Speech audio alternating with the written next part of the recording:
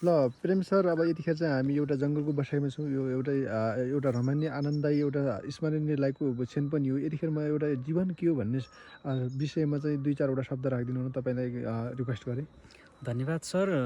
जीवन एउटा चुनौती हो र जीवन एउटा सुन्दर यात्रा पनि हो, किनकि म अहिले नेपाली सेनामा जोइन भइसकेपछि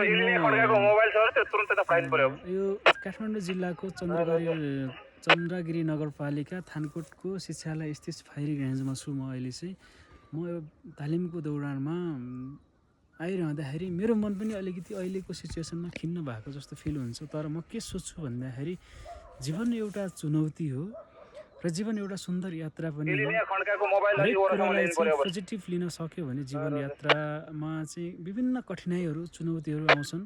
त्यो समयमा चाहिँ हामीले आफू पोजिटिभ भएर जीवनलाई सहज बनाउनु पर्छ। हरेक कुरामा चाहिँ आफू कन्फिडेन्ट हुनुपर्छ भन्ने सोच बनायौँ भने त्यो चाहिँ जीवन एउटा सुन्दर यात्रा हुन्छ।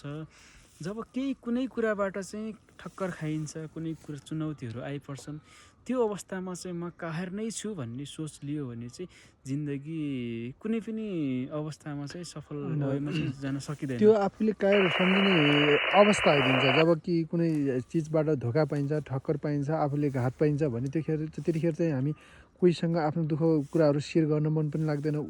उही जुन कुराको अभाव हुन्छ त्यही मात्र सोचिराख्छ, उसले आफूलाई कमजोरी सोच्छ। एउटा वास्तविक कुरा हो।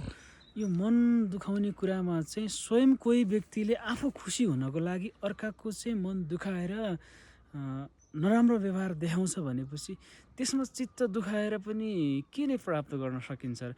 त्यो अवस्थामा चाहिँ आफू स्वयं मोहन बसेर जीवनमा सबैभन्दा सक्षम भनेकै म हो, मेरो लागि म आफै सक्षम छु, मेरो लागि कोही पनि आवश्यक छैन, म केही क्षणको लागि चाहिँ धैर्य गरेर मैले मेरो जीवन सफल बनाइसकेपछि पूर्ण बाहिरी मान्छेहरूसँग चाहिँ रिलेसनमा राख्न सक्छु भन्ने एउटा आँट लिएर चाहिँ आफूलाई कन्भिन्स गर्यो भने हस् त प्रेम सर, तपाईँले एउटा छोटो मिठो भनाइराख्नु भएको धन्यवाद।